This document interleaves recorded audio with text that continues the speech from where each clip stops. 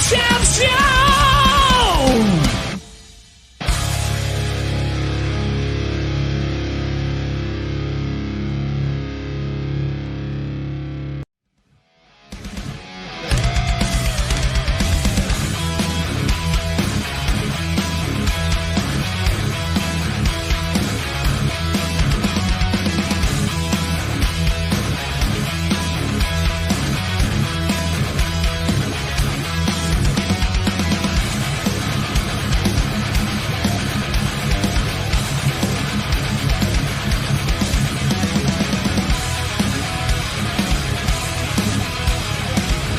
The Wild Child Show!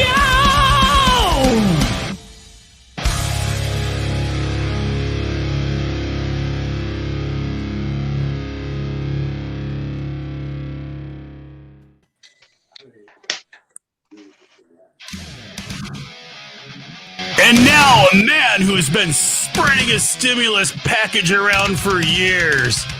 It's Roger the Wild Child. Let's get started! Ready, set, go! On the air everywhere. It's the Roger the Wild Child Show! Hey guys, how you doing? It is St. Patrick's Day, and we are finally got this show going. A few technical errors, but guess what? We are here. I got Jimmy Knight with us, Hollywood, and special guest Tim Colceri. Boy, you destroyed that name, man. It's Colceri. Colceri. I've heard Colceris. I've heard them all. Coleslaw. Coleslaw, I like that one. All right, we got Tim Coleslaw with us today, guys. Welcome to another. It's been a rough 30 minutes now, guys. We have had a lot of technical issues, but I think we're all dialed in now. Welcome to another edition of the Roger the Wild Child Show. I am yours truly, Roger the Wild Child. Below me, we've got Hollywood and Jimmy Knight. Yo. So how's everybody all doing today? Are we doing really good, or what's going on, guys? I'm wearing my We're green. You doing guys got awesome. your green on? We're doing awesome. I got green on. I get to wear this one year, my green cub shirt. That makes me like classy. And you know, it's St. Patty's Day. Yeah. And we got the Chicago River going green. So I have to share that for you. Yeah, but Wow. very, very sad. No people again. So what is that got dumped in there? Oh, they probably did that on purpose, huh? That's just a little color. They just put food coloring in the Chicago River. Yeah. Okay. Wow. Coloring, but I can tell you this much: the Chicago River water is probably some of the most disgusting water you'll ever see. So, I don't know. I've been to California, and I think Chicago water is better than California's water. yeah, but not the river. Although, assuming you're here, Hollywood, I'll give you $1 to drink out of the Chicago River if you want. $1. I don't know. I used to swim in it when I was a kid. Oh gosh. I drank plenty of water when you're swimming when you're a kid. Hick. So, anyways, why is the Irish wealthy? A question for you guys. I don't know. Because their capital is always Dublin. Oh. Did you hear that one about? They said if they told Seamus he was a heavy drinker, he said, "Seamus, if you don't quit drinking, it's going to kill you." It did. He was 103. It took us 2 weeks to put him out. I thought that was funny. Oh my gosh. Oh, and what does a leprechaun leave outside his house? 4-leaf clover. His patio furniture. Patio furniture. Wow. Just remember, Tim, we started the show late for this. Yes, we did. Guys, I'd like to introduce our special guest. You know him best. He's in Full Metal Jacket. He was also in the movie Leprechaun 4. He's a comedian. he's an actor, and of course, Leprechaun 4 on this day. I mean, I had to bring that up. Yeah, they play that every March 17th. Yep. I get a little check. That was a fun role. It's interesting. I was up for a movie Eraser at the time. Yep. With Arnold Schwarzenegger, and it was like one line, and they said I went to the studio, and they said, Tim, it's just one line. The line is smile. You've just been erased. We want you to do it 3 different ways. And I immediately got kind of excited because that's how I teach. I teach to do it 3 different ways, and I did 3 different ways. And he said, "You're good. Can you hang around?" And I waited another hour and a half, and 8 other guys came in, and they did the line. Finally, the guy Greg McKinney from L.A. Law, a 6'5" black guy, nothing looking like me. And they called him and they said, Tim, come back and do it again for us. And the director, this is a $100 million film, said, Tim, it's been an hour and a half since I seen you do it. Can you do it again for me? So I did it again. And they said, call his agent. My agent goes, he's not doing any one-liners. I go, no, I'm going to do this movie. And shot the next day, and I didn't get the call. I didn't get the job. Oh, man. And I was kind of bummed out, and a week went by, and my agent called, you booked it. I went, Eraser? They went, no, Leprechaun in Space. I said, I thought I was going to just get a call back. No, they're booking around. They're casting around you. So they cut my head off, shaved it all off, and put this metal plate in my head. And I get a week goes by, I get a phone call from Eraser. You booked Eraser. They gave me a bigger role. I had like a smaller scene, but bigger than just one line. So I go to this $100 million film, and I got this haircut that's like kind of weird. And they put this heavy jacket on me. I look like I weigh about 250 in this movie. And I played the lobby guard, and I had to say stuff like, the guy comes in with that pizza. I go, whoa, where do you think you're going? This is a high-security facility. He goes, I'm delivering a Papa John's pizza. Muy bueno. I go, you can't just come in here like that. And so we stress him out, and I look at the pizza, and I look at the camera, and I go, pepperoni and cheese. For dinner, we'd have sushi, Greek food. Then 2 weeks went by, I started doing the Leprechaun in Space. There's only 9 actors. We had a lot of pizza. But I was in every scene. It was a fun role. He turns me into a woman. And it was a lot of fun playing that role. Leprechaun in Space. I had a metal plate in my head at the very end of the movie. I get electrocuted and I bounce off the ground and my head pops off and I'm a cyborg. I was going to ask about Leprechaun 4. It was a lot of fun playing that role. And every March 17th, I get to see the Leprechaun 4, me as a woman. I have some, Tim, can you hear me? But let's see. So where are we gonna start this thing? Is that it? Are we starting there? Yeah, we're here. Oh, Jim had a question for you, Tim. Tim, yeah. Can you hear me? Can Tim hear me? I can't hear Jim. So what is this question? Okay, can you hear me? Okay. I have some hard-hitting questions about Leprechaun 4. Roger, I can't hear his question. Yeah. Oh, you can't hear.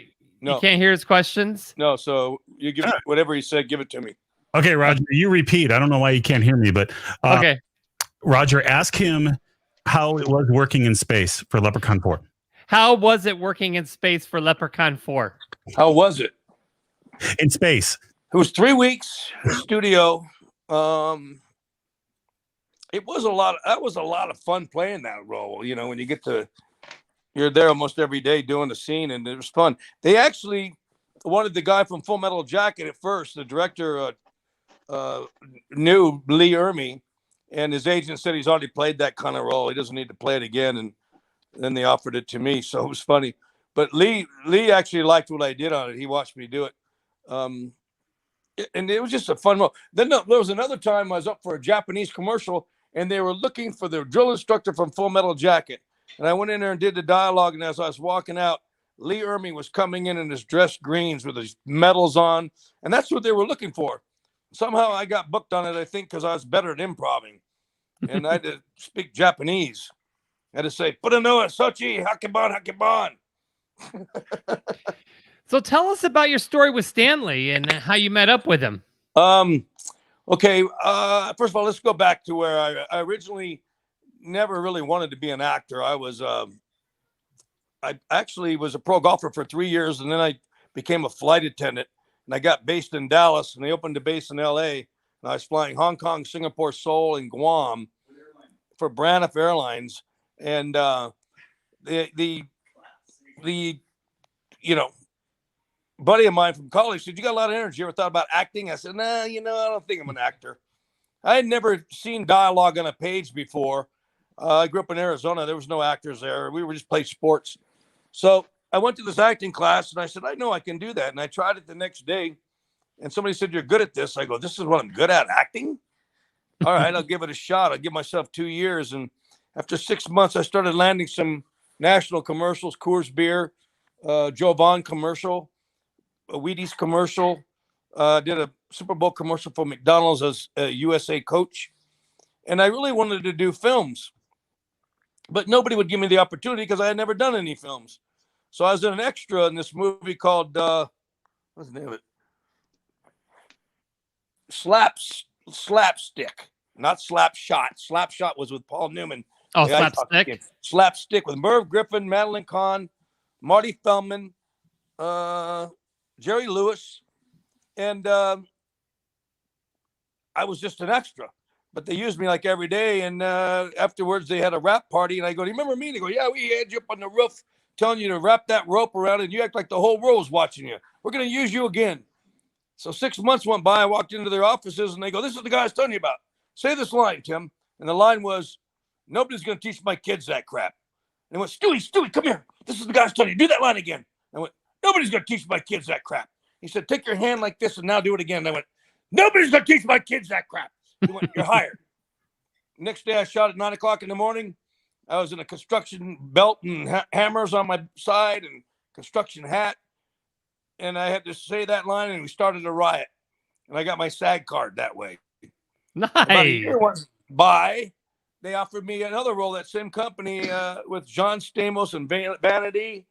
And Gene Simmons from Kiss was my boss. Oh, really? Yeah, and the movie was called Never Too Young to Die. And I had sent this tape in 1981, I think, to Stanley about, I was a Marine, so I sent this tape of me yelling at him, at this really recruit right out of boot camp. He was 6'5", and he wasn't an actor. So when I was yelling at him, he started smiling and laughing. And I went, "Am I allowed to swear on this, by the way?" Yeah, you can. Okay, his line was, I went, "You think it's fucking funny?" And I started screaming at him like that. But he was smiling because he wasn't an actor. And I sent the tape, and 3 years went by. I forgot all about the tape. And I get a phone call from my agent saying somebody in London wants to talk to me. So I called that number, and they hung up, and then they called me right back, and he went, "This is Leon Vitali. I'm Stanley Kubrick's right-hand man. Stanley's very impressed with your work, but who's this other guy? He's brilliant." And I said, "Well, he's in the Marines. I'm not going to let him out to do a movie." "Well, he's brilliant. He's splendid. He's lovely." And I'm thinking, well, they're not going to hire me unless they hire us. And then they called me 3 days later. He said, "We found him. He's on leave in Hermosa Beach. We want you to direct him through these 3 scenes and send him back to us." So I got this kid. Now, I haven't seen him in 3 years. And I told him, I said, "I told you they might want to use you. Did I tell you they might want to use you?" But he couldn't act. And I sent the tape back, and 3 days went by. I get a phone call from Warner Brothers. "Hello, Tim. This is Louis Brow, president of Warner Brothers. Tim, I have a tremendous amount of faith in Stanley Kubrick. Tim, Stanley Kubrick has a tremendous amount of faith in Tim Colceri." I went over to the window. I put my head out the window, and I went, "Stanley Kubrick has a tremendous amount of faith in me." "Yes, sir. Come on down and sign your contracts." So I went down to sign the contracts, and there was Walter Matthau in the office. And I was so nervous I didn't drink any coffee. And they offered me a cup of coffee. I said yes. And then when they brought me a China cup rather than a styrofoam cup, I knew something big must be happening. That's a funny one. So Walter Matthau walked out. I walked in, and he goes, "Tim, I think you have the finest role in the film. You play the role of the drill instructor." And he handed me the script. And I looked at this role, and I went outside. I didn't even take the elevator. I went to the first stairway and sat down. I started reading. And I looked, and this character they gave me did not stop talking for 60 pages. And I thought, oh, my God, how did I get this role? This is not just 1 or 2 lines. This is 60 pages of me talking. So I got so excited. Well, they were going to shoot the Vietnam scenes first because they had their hair to be cut off doing boot camp. So they figured they'd do the Vietnam scenes first, and then they'll do the boot camp scenes. So he takes so long that I had the role in June. I didn't go over there till October. And the whole time waiting, so excited to go do this role. So I get over there, and as a flight attendant, somebody was holding my name, and I go, "That's me." He goes, "I'm your driver." He handed me a bunch of envelope full of a bunch of money, which I didn't know what it was. I think it was like $1,600, but it was 1,600 pounds or something. And they said, "I'm your driver. Where do you want to go?" And he handed me a pager, and I put it in my belt. I said, "Take me to a pub. He's going to work my ass off. I want to see, what a pub is like around here." As soon as I got to the pub, they're smoking cigarettes and drinking black beer. And all of a sudden, my pager went off. I said, "Tim, learn pages 1 through 28 by tomorrow morning. Driver will pick you up at 7. Stanley. I said, "Take me to the hotel." Start memorizing this dialogue. I did this dialogue for 3 days, yelling and screaming. And 3 days went by. I get another phone call from Leon. "Stanley's very impressed with your work. He wants to meet you." I said, "I want to meet him too." So I went there, and they were shooting that scene about Doc J running and gets hit by the sniper. And I was in cowboy boots, and it was like 8-degree weather in London, and it was cold. And then Stanley was standing there, and I walked up to him. And the first words he said to me was, "Tim, thank you for sending me that tape." And I said, "Mr. Kubrick, if you need 1,000 takes, I'm prepared to give you 1,001. He said, "Don't believe all that propaganda. Is everything all right?" I said, "Sir, well, I'm in the hotel room and I'm screaming at nobody, and the maids walk by and laugh. They think I'm crazy." And he went, "Find him another place to live." He had 3 places for me to look at. The first one had some dark leather couches. I was tired. I said, "I'll take it." Well, they were shooting Aliens at the same time. They were shooting Full Metal Jacket. And the guy said, "You're going to like your roommate. Up above you is Michael Biehn, his wife, and 2 kids. And I didn't know who Michael Biehn was. And I went, "Oh, great. I'm going to have to worry about 2 little kids. I'm not going to be able to play my music." I didn't even go meet him for like a week. I'm rehearsing like every day. And I finally knocked on his door, and I realized he was the guy from Terminator. And we just became immediately friends. And they took me away from the Full Metal Jacket crew because they didn't want them to get to know me, because they wanted me to be menacing as the drill instructor. So they wouldn't let me meet anybody. So Michael would take me to the set with James Cameron, Mark Ralston, and Sigourney Weaver, and they all became my good friends, and I wasn't even in their movie. I even spent Thanksgiving having dinner with them, and 3 months of rehearsing, practicing. They're going to say, "You're going to shoot tomorrow. You're going to shoot tomorrow." And they would change it all the time. I even had to go to a doctor. I had so much dialogue in my head that I couldn't sleep at night. So they gave me this little yellow pill and it knocked me out. But unfortunately, the next day I was really groggy, so I quit taking them. And I rehearsed. And Lee Ermey was with the extras, and he knew that he had to pick extras out. So he started adding some dialogue, and they wouldn't let me change my dialogue. They made me stay on dialogue. And Stanley liked all his new lines that he added, and he wrote me a letter. And the letter said, "Dear Tim, after painful lot of deliberation, I have 2 starting quarterbacks. I need to choose one. I decided to use Lee Ermey to play Sergeant Hartman. I feel like, I know this would be hard for you to handle, just as it would be him. But, I don't know if you'd be interested in this idea, but I'd like you to stay on and play the helicopter door gunner, which is a very powerful role and a very powerful scene. Sincerely, Stanley Kubrick." Well, that just crushed me. I had that role for like 7 or 8 months, I memorized 60 pages of dialogue, and all of a sudden I'm no longer that character. Because that's not what you wanted. You wanted to be the other character. Well, yeah, I wanted to be the drill instructor. Right, but exactly. I remember reading the script thinking whoever plays this door gunner guy is going to have a ball. And I liked that. I connected to that scene right away. But the drill instructor was like an Oscar-nominated role at the time. It was a big role. So it crushed me. It was very difficult. And then 3 days after filming, he was going home and slid off the street and hit a tree, almost died. He was underneath the tree for 4.5 hours. They called me back immediately and said he had a bad car accident. Don't go anywhere. You got the role again. So now I'm back playing the drill instructor again. 3 or 4 days after that, they decided the insurance company said, "You started with him. Let's finish with him. Let's shut down production until he heals." Once again, I'm no longer the drill instructor. That's just crazy. I go back to the United States. 6 months later, while he's healing, my agent now, I have ICM, Ed LaMotta, who works with Michael Biehn's agent. He's representing me. I get a letter from him saying they decided to cut the door gunner roll out of the movie. Now I'm not even in the movie. What? Now I'm not even in the movie. 2 months after the movie was done filming, they decided to put the role back in. They asked me if I wanted to play it. Why did they cut it out? I don't know why, but they did. and it went on for about 3 months. I wasn't in the movie, and it was between Bruce Willis and Val Kilmer were also up for the door gunner role. So they offered me the role, and I went, yeah, I'll do it. So I flew back to London, memorized. Now they shot the scene of Matthew Modine and Rafterman, who were in the scene with me. They shot them on the ground. And I'm in L.A. leaving, and I see these two actors, and they go, we just shot the door gunner scene. I go, how do you shoot the door gunner scene without me being there? Did they use another actor? No, we just filmed this and blew wind at us. So I had to go memorize their dialogue for a week, and then add my dialogue. I rehearsed for a week, and I stayed at Stanley Kubrick's house every day. And Stanley, I haven't seen him in about a year, and I'm thinking I want to strangle him for taking all these roles away. Right, exactly. And I said, Timmy, just do your job and get out of there. Don't cause any problems.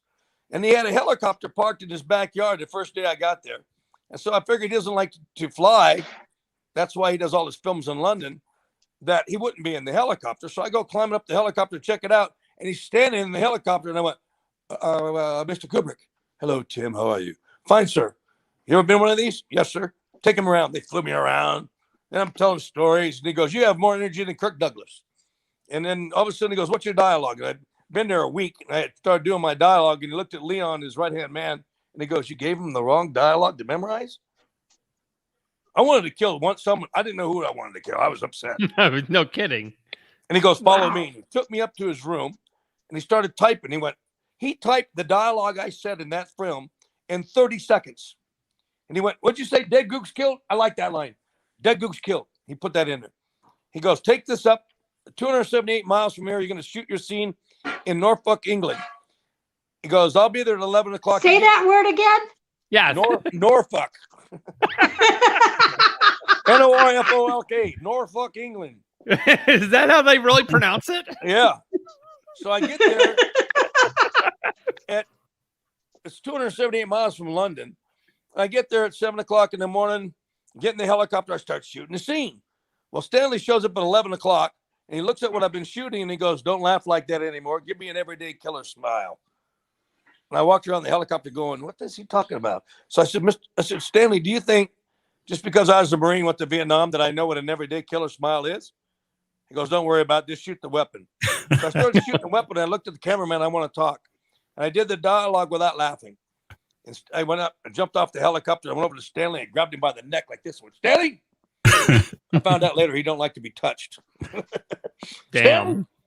I'm almost 99% sure I did exactly what you wanted me to do. And he looked at Leon, and Leon went, and then looked at the thing, and he went, good, Tim. This angle's still up. Good, Tim. Go up and do it 13 more times just like that. So I did. Wow. The sun was coming down. They had 8 Vietnamese that I was supposed to shoot. 3 takes later, it looked like I killed them all. I was wrapped. Went back to the United States. Waited a year. The trailer came out. All my friends are calling me. The trailer's out from Full Metal Jacket. You're all through the trailer. I go, I'm in the trailer? That means I made that movie. There you go. Nice. So I go see the movie with Michael Biehn. I start watching the drill instructor. I go, I could have played that line better. Ooh, that's a new line. That's a good one.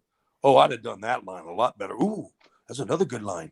And then I got sucked into the movie because I was a Marine. And then all of a sudden he blows his head off, and I'm going, wow. And then I'm right in the middle of the movie. If the movie starts at 9 o'clock, I come on at 10. And people are laughing in the audience, and I didn't know if I did good or bad. But Michael hit me when you did good. And at the very end of the movie, I got starring credit for that little scene all by myself. And I've always been appreciative of that he respected me enough to give me a starring credit for that scene. And that's pretty much the story. It's a pretty... It is. It's an amazing story. Let's see if you can hear Jimmy now. Jimmy, try talking to him. See if he can hear you. Can you hear me, Tim? Nope. No, I can't hear You you. can't hear me. That's odd. That is so weird. And Hollywood. You can hear Hollywood, right? Speak, Hollywood. I can hear you just Yeah, fine. Tell me about what movies. What are you working on now? Well, when Lee Irving passed away a couple of years ago, I've done like 8 shows live of me playing that drill instructor. Then years later, I got cast to play the drill instructor on Weeds. I'll show you what Weeds is like. It's great dialogue. All right, listen up. It's my sorry ass job to inform you, ass felching salad tossing cub guzzling faggots, that butt ugly face you're staring at right now is one of the most important goddamn faces you ever lay your eyes upon. That is your battle buddy. Your battle buddy's like a Siamese twin. He shits, you shit. He fucks up, you fuck up. He goes down, you go down. 6 weeks from today, this entire group of Girl Scouts will be shipped over to Iraq. Make no mistake about it. I will rape each and every one of you before you will go. So you best pay perfect attention to every goddamn word comes out of my godly mouth. Then the star of the show goes, excuse me, Sergeant Philco, who in the hell gave you permission to break rank from my formation? You flaccid little dick.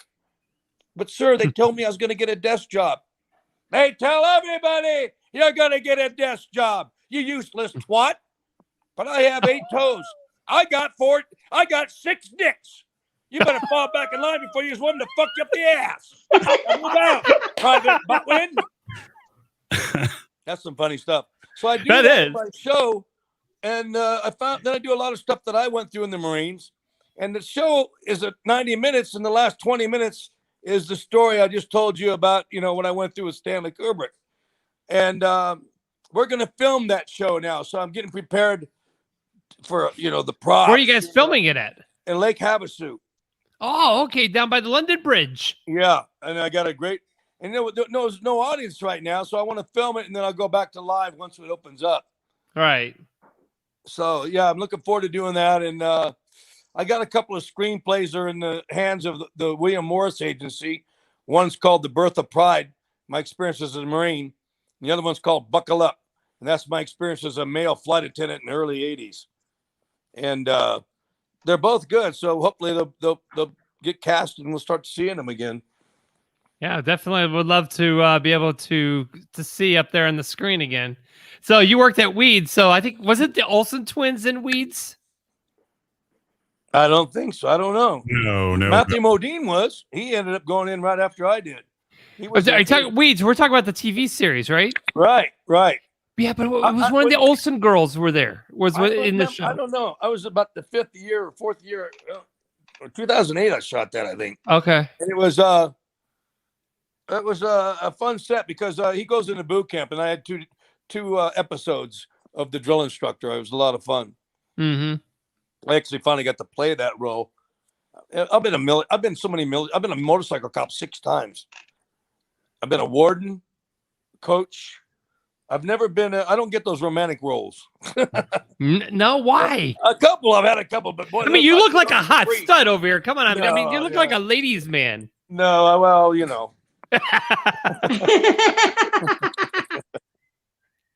So, he is a ladies' man. Want? Anything new? You want to ask me any questions? Well, now what's really interesting, what a lot of people don't realize, is that you are Hollywood's coach, acting coach. Yeah. We met on Sin City when I was directing some scenes. I think that's where we met, right? Mm-hmm. How long ago was that? 3 years ago? Maybe more? I don't know. 4 years ago, I think. Is it really? Yeah. Do you regret it every day? Which one? You regret teaching her every day? No, not at all. She's a very dedicated actor, and that you know what, to succeed in this business, you gotta love it, because it's you gotta take a daily dose of rejection all the time. Right. Oh, you better learn how to handle it. She's great. I'm really excited that she's back in Vegas. She went to Utah there for a little while, but she's back. Hollywood is back. I like that name, Hollywood. When did you get that name anyway? We were shooting Mall Cop, and I was working as a promoter down on the Strip, and one of the promoters saw me, and they just started calling me Hollywood, because I was walking down with an actor and a producer, and we were just talking and chit-chatting, and then we were filming, and they just started calling me Hollywood. Thank God I didn't call you dipshit.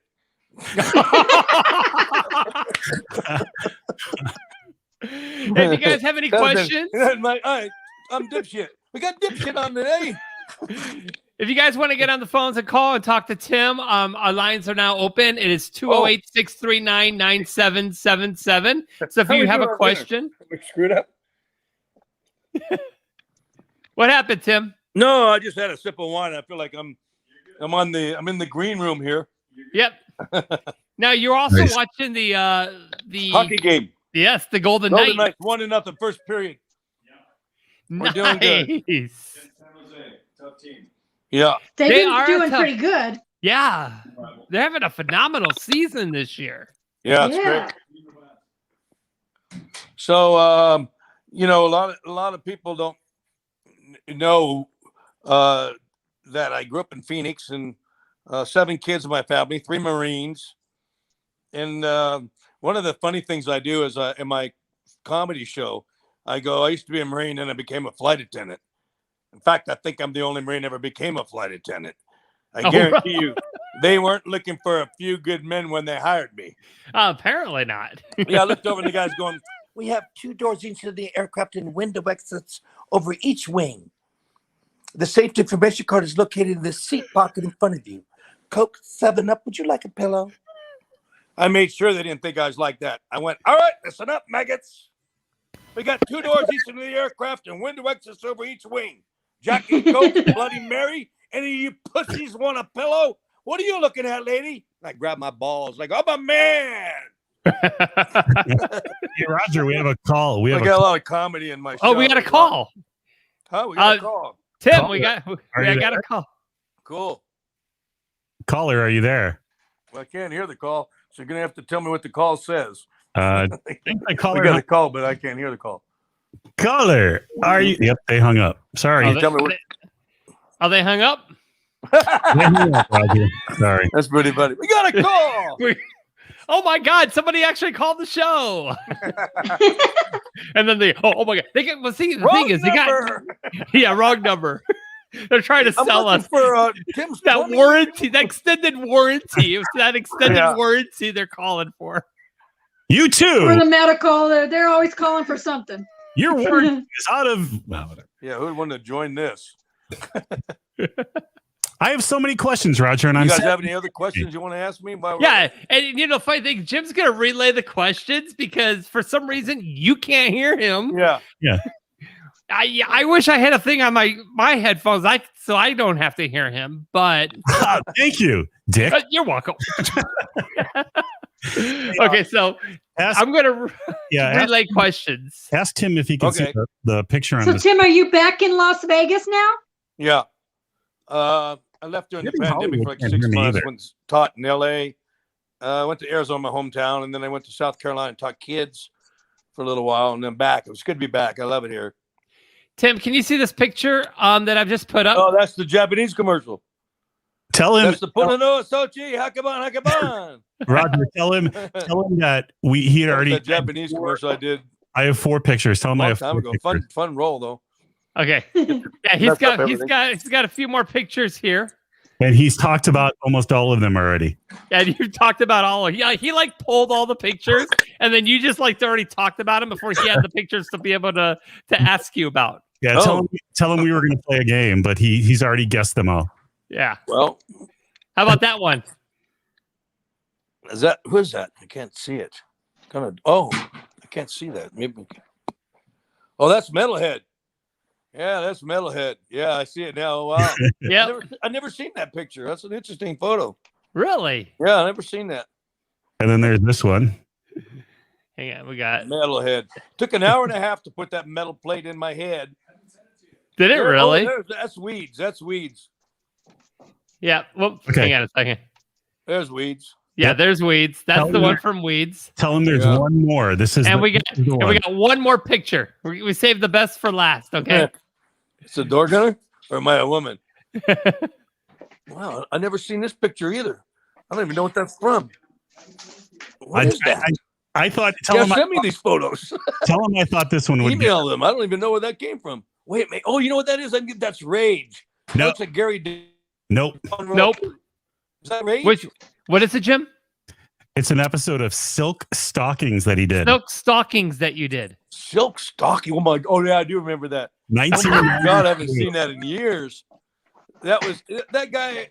I feel sorry for that guy. Is funny. He passed away at an early age. Great guy too. I feel so. That was shot down in San Diego. We played like some thugs, and Yeah, it was kind of a that was a big show at one time. Silk Stockings. Yeah, And it was. The one we haven't talked about that I really liked was Babylon 5. I played the captain of the Prometheus. That was going to be my fifth. That was an interesting the way I got that role. They were looking at a producer session means they're looking at just 8 to 10 guys or women for that role. They're not looking at days, 100 of people. So they brought in about 8 of us, and we all looked like commanders. Mm-hmm. And I went in there. I thought I really did a good job, and the executive producer said, "Can you go do it again, Tim? You look like you were searching for the words on that first page." And I was a commander thinking about what I should do. I knew the lines, but I was wondering what to do. And he thought I was thinking about the lines. And I got so defensive that I couldn't do a good job the second take. And I drove home and I made 2 U-turns and was going to go back. I'm a better actor than that. I wrote him a letter and threw it away. And I You hear felt that so feedback? bad. And then a month went by. They called me in again for the same role, but for the movie of the week. It played for 5 years, Babylon 5. But the Babylon movie of the 5 week was I guess it was like a Friday night movie of the week, whatever. And I was the captain of the Prometheus that started the entire war. So it was a fun role. And Steve Ford, President Ford's son, was my first commander in that show. We got anybody on there? Are we still alive here? Oh yeah, we're still here. We're still here. We're just listening to you. I know I do a lot of talking here, so. So did you get your stimulus check? I got it today. What? Did you really? Yeah, thank you for asking. Yeah. That's why I bet a big chunk of it right here on this game. No. Did you go straight into your account, or did you get it in the bank, or did they? It's not mail in there it? yet. It's on its way, but it's in good hands. It's in good. It's in good hands. You know, for you and all your 7, 10, 15 kids, right? So you're racking that up. That's true. I have no It's children, like no. It's like Maury. Yes, that is my that. Wait a second, $1,400 per kid. Hang on, Maury. I think he does look like me. Who does? No, I think that's all fun. Like on Maury. You know, Maury. You know, it's like you are the father. You are not the father. And I'm like, wait a second, Maury. I think that kid does look like me. 1,400? Sure, I'll take it. Is that right? Wonder why that. So if you got 10 kids, you're making. Really? I didn't know that. Yeah, that's all. I gotta call my friend and tell her she's got 2 kids. She better get more money. I didn't know that. I'm gonna tell her I didn't know Thinking that. about going to have some more. Right? Are you sure about that? Total giveaway, 100%. Oh, I can't wait to tell her tomorrow. That's another $3,000 for her. Almost. Oh my gosh.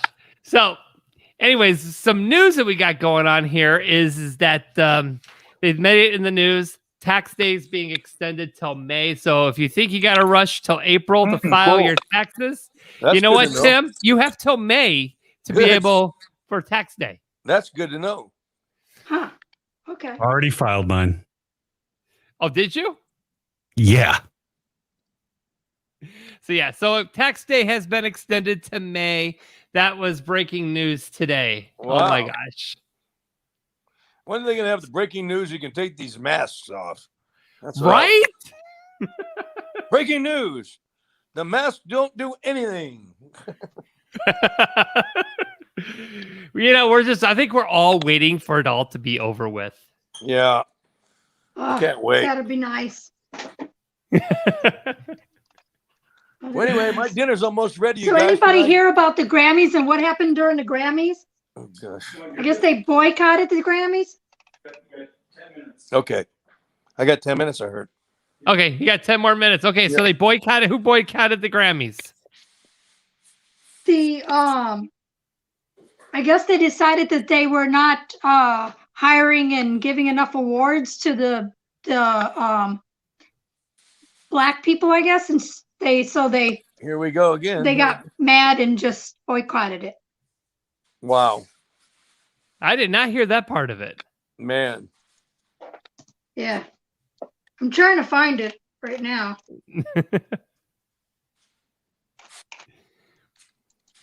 Grammys. Well, I'm going to tell you there, hang on one second. I'm going to pull this up here.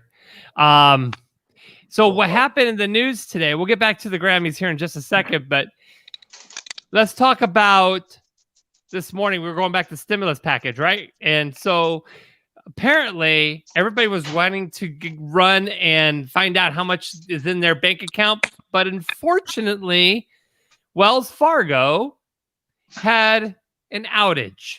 And so nobody was able to, hang on a second. No one was able to get their Stimulus checks. well, no, they got their stimulus checks, but no one was able to log online to see how much they actually got. Oh, okay. And, you know, and like this was posted on Twitter today. One person said, Wells Fargo is playing. They won't let me sign into my bank account to see if my stimulus came in. And then another person said, Wazam, y'all can't handle a couple stimmies. I'm just trying to log in. Big brother, can y'all do me that? And then another person on Twitter said, so Wells Fargo is just not working today at all, huh? So yeah, so Wells Fargo had a big outage. And so like everybody who was all excited to want to get their stimulus checks this morning or wasn't able to know exactly how much was in their account for hours this morning. Crazy. Well, you know, I look at my phone. I'm really down to my last bit of bar here. So I'm going to cruise on out of here. I wanted to thank you guys for having me. No, absolutely. Tim, it was a pleasure having you on the show today. Well, good. I hope you got some kind of idea. I just wasn't the door gunner that I went through. Amazing. Nope, I was in the Hollywood Reporter. If they go to YouTube and look for Cinema Tyler, it says a tortured actor. It's pretty well done, and it's very informative. well If you guys want to go watch that. I'll let you know when I'm going to be doing my one-man show again. I'd love you guys to take a look at it. Oh, absolutely. And we'll have to have you back on the show again in the future. All right, especially once you're doing this. Tim, it's great. Thanks for being on the show with us tonight. See you guys. Yes, thank you so much. Jimmy, you're the best. Good. Go Knights, go. Go Knights, go. All righty. That was the strangest thing. Why he could not hear me. Hollywood, can you hear me? I can hear you loud and clear. Yes. So weird that he could not hear me out of the four of us on here. Technical difficulties on this St. Patrick's Day. But it's okay. You know, I mean, come on. And you know what? And I got some more good news for everybody. Yeah. Okay. Guess what you can do in April? I don't know. Full people? Huh? Full people? Full people. Full people. Guess what's reopening? Oh, Disney? Yes, April 30th. Full capacity? No, they're actually going to be open for limited capacity. Yeah. Disneyland and their sister property, California Adventures, will be open in April or at the end of April. Yeah, so this summer. We were supposed to take the kids to Disney in Florida last year, and we had to cancel that trip, obviously. So that's why I'm wondering, because well, can you go next year? And I don't want to, that's not the Disney experience, 25% capacity. And you've got to wait 6 feet apart in a line. Could you imagine how long it's going to take to get on a ride? I'm like, right, exactly. My 13-year-old who doesn't want to go now anyway, he's going to be like, this is so dumb, Dad. I thought Disney was cool. Yeah, you should have taken me when I was 8. I would have appreciated it more. Why did you wait? That is very much a teenager, yes. Yeah. Give me my phone, man. Here, I have a great story for you around that. So, do you? Okay. Found out this is true. So I'm not making this up. And people who are watching who know me know that this is true. So yesterday we found out that the school is going back to 5 days a week after spring break. So the kids who have been going on this kind of hybrid schedule where they've been going 2 days a week, they're going to go back to school full time 5 days a week. I'm so happy for that. So I pick up my boy from school yesterday. And then as he's walking out of the school, I'm just sitting in my car smiling and laughing, right? And he opens the door and he goes, "Don't say anything." And I look at him and I go, "Oh, so you know?" And he's like, "Yeah. And I'm not going back 5 days a week." So I'm like, "How did you find out?" He goes, "Every teacher was telling me." And I'm like, "Oh, okay." I'm like, "Well, you're going back 5 days a week." "No, I'm not. Sign me up for e-learning." "I can't do that. You're going back 5 days. You're going back. No, I'm not. I'm not going 5 days a week. You could just crash this car into a wall because we're not going to." And all the while, all I'm thinking is freedom. Right? In the meantime, my kids are still doing at-home school. So, but you get out. You get out during the day. I'm stuck here. I have not been to an office for a year. So, up in Idaho, we can actually, be a little more mobile than most places. Like California is still under lock and key, and My we won't son even. actually did way better. He actually did way better when we were doing all the online classes and stuff, and he graduated early. Wow. And then he decided to go into military, went into the Army. Nice. Yeah, my son just went into the Air Force too. So thank you both for their service. Thank you. And yeah, definitely, it's pretty exciting stuff. And then yeah.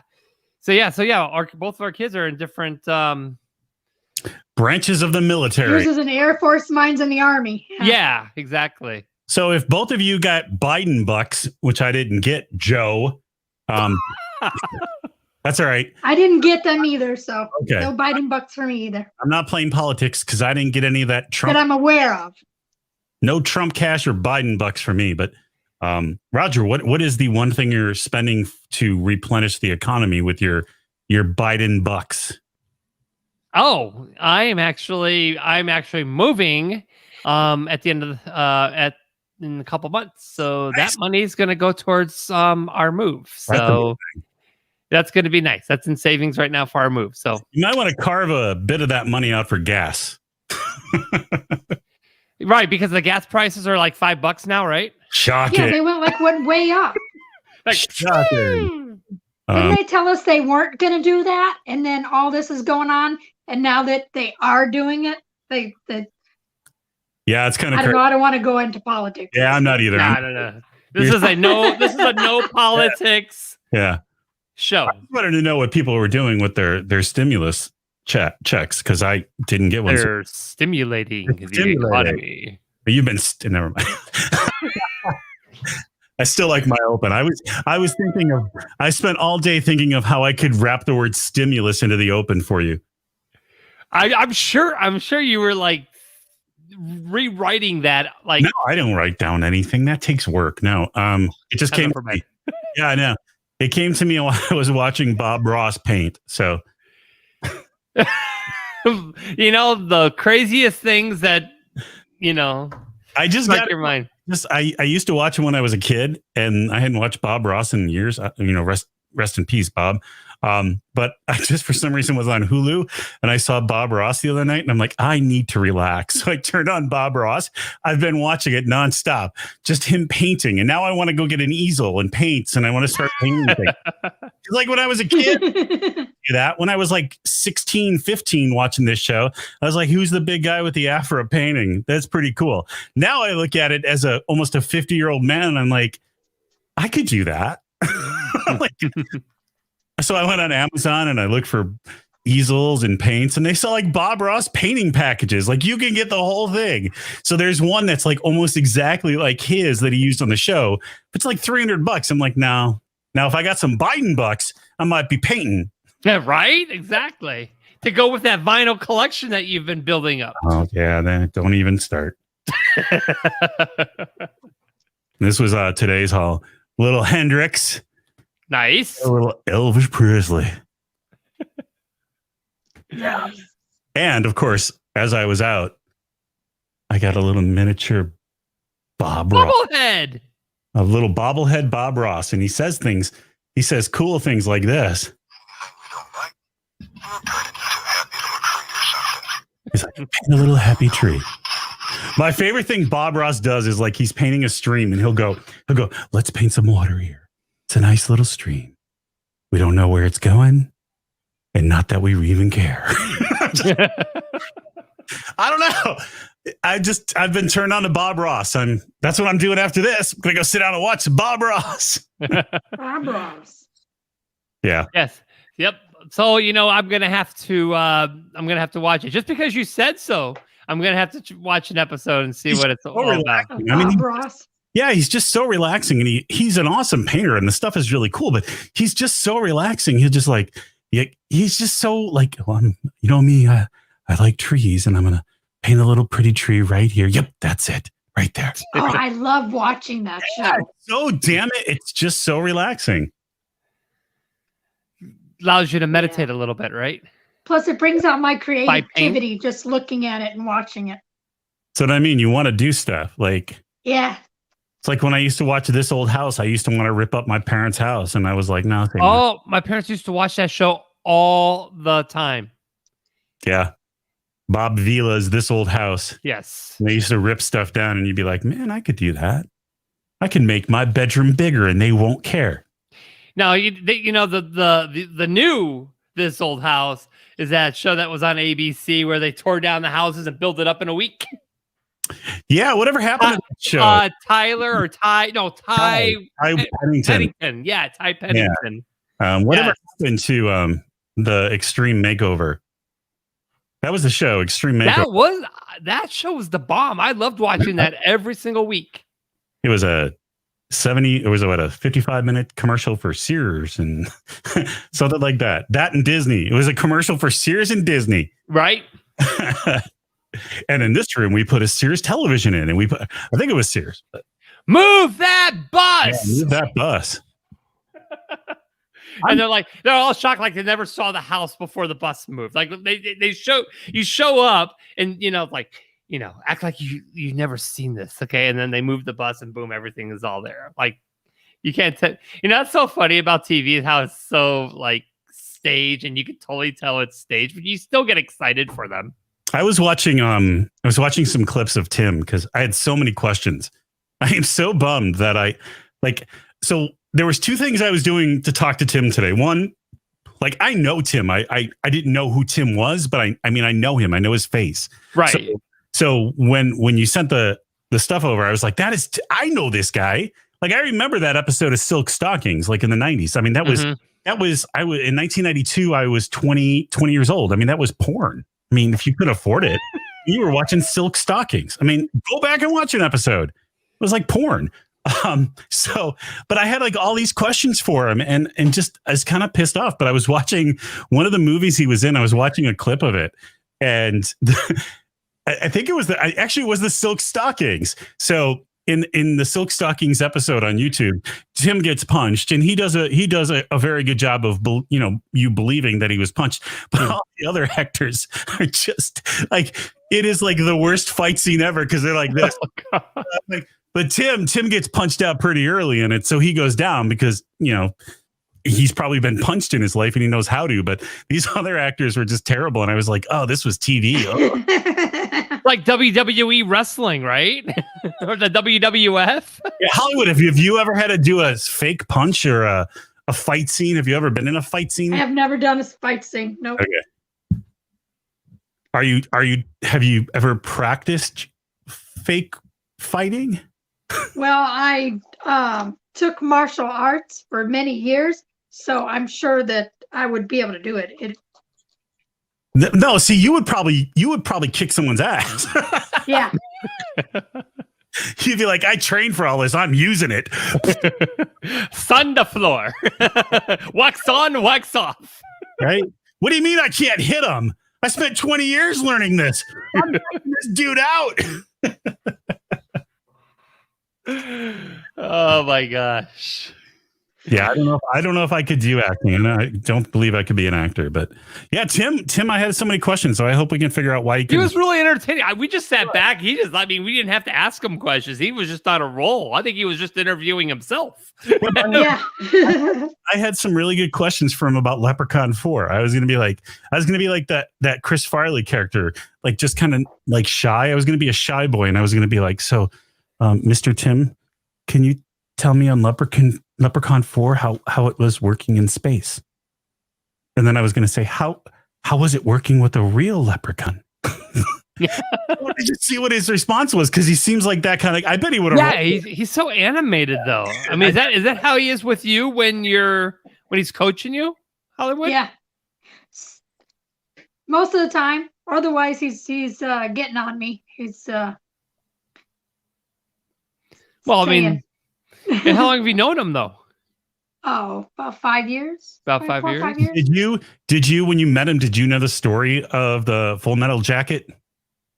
I didn't know the story. I just knew that I was looking for somebody that knew about acting, that was a director, that I could work with, because I needed somebody to work with privately. Okay. For auditions, because I had no idea what I was doing, but I was getting thrown into all this stuff and I didn't know how to act. And so I just went to him and I said, help. And he was like, okay. And went from there. Look, like that guy, like if you read about him, I mean, I wanted to ask him about his golf career because he was going to be a golf pro and he hurt himself. And then really? Oh, yeah. So he was going to be a golf pro. He was actually really good at golf. He clipped a tendon or something, so he couldn't golf anymore. So then he had to find a new career. And then he went into, I believe it was then he went into the airlines, and then he became an actor. So I wanted to talk to him a little bit about his golf career too. But that Full Metal Jacket thing, that Kubrick thing, I mean, that was just bullshit. I mean, and he tells it so calm and funny. He does. Yeah. I'm sure he was pissed. I really had a lot of questions for him on that because I truly believe he's the way he is because he just seems like a natural guy. But I mean, that's a big deal. Like that is a role changing, a career changing role, I guess is what I'm trying to say. No, it changed. That did change his life though. And I wanted to ask him questions. And not about like Kubrick changing in mind, but Arlie Army, because that dude snuck his way into that. So I highly recommend everybody watch what Tim mentioned at the end of his show or his interview, because I watched that too. And it's very interesting to have someone else kind of tell the story. It's not Tim telling the story. It's someone else telling the story about it. Mm-hmm. It's really interesting to hear what went on. And really the long story short was it was a long game by Arlie Army. He wanted that role and he did it. Kubrick wouldn't even let Arlie Army try out for the role. He wouldn't let him audition. So watch that thing because it wasn't Kubrick. It was Arlie Army, who kind of just was playing a long game. And unfortunately, Tim had to wait those months. Didn't he say Bruce Willis was up for that role too? That was the gunner role. Gunner role. The gunner role. Yeah. I'm talking about the drill sergeant. Tim royally screwed out of that role. And Kubrick, unfortunately, I know the movie. I know the role. I mean, Arlie Army did a great job. I mean, he was a fantastic role, but man, they just screwed Tim. But I appreciate how well he tells it when he talks about it and how goofy and kind of funny he is. I mean, that shows to me like he just kind of moved past it. So right, exactly. Yeah, we're missing somebody here. JJ's not here today. He's not with us today. I think he's chasing that pot of gold today, and we'll see if he got lucky. Somewhere. He's drinking somewhere. He's somewhere. He's at some bar. Who knows with him? But no, he actually he has some personal stuff that he did have to take off this week. But he will be back next week when we have another fun, exciting episode. But yeah, it was a good show. I really appreciate you guys being all stay tuned. And sorry we got a late start today. Technical issues, but hey, that's what happens when we're live and things happen. But I do want to thank Jimmy Knight, Hollywood, thank you, and Tim Colceri, thank you for being our guest today on the Roger the Wild Child Show. We'll be back next week, next Wednesday, 10 Eastern, 7 Pacific. Check us out on YouTube. Check us out on Twitch, and we're on 17 different podcast platforms. Until next time, I'm Roger the Wild Child, over and out. The Wild Child Show!